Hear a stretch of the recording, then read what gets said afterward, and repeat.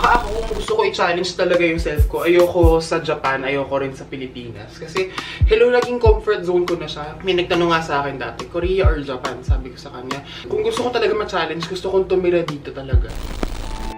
Ang theme po ng buong season 4 ay medyo nakakatakot yung sasabihin ko. Adulting, nakakaloka.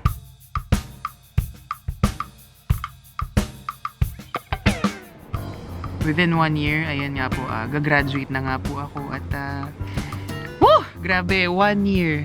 1 year, grabe. Ito na. Ayoko na, nag-give up na ako agad, tinatabad ako. Gusto kong sabihin na ready na akong sumabak sa real world, pero te, hindi talaga, te. Wow! Ang lakas ng loob mo magpakita sa akin. Tingin mo, panalo ka na?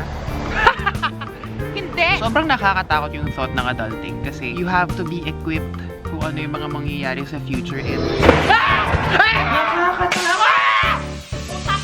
Sobrang dami ko pang dapat matutunan and sana samahan nyo ako sa journey nito kasi one way or another pinagdaanan nyo to or pagdadaanan nyo to, nakakaloka.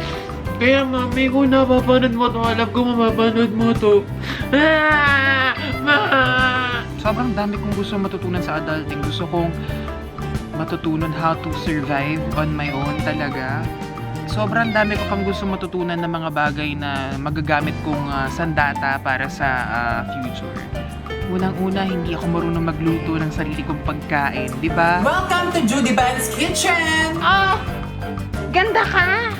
Grabe, parang ngayon pa lang nag-goodbye na ako sa kabataan ko. Nakakaluka! Di pa ako ready.